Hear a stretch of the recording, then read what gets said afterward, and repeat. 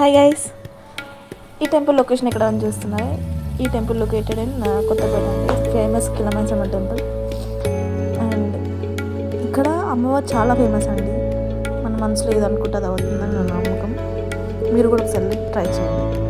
Please watch the full video.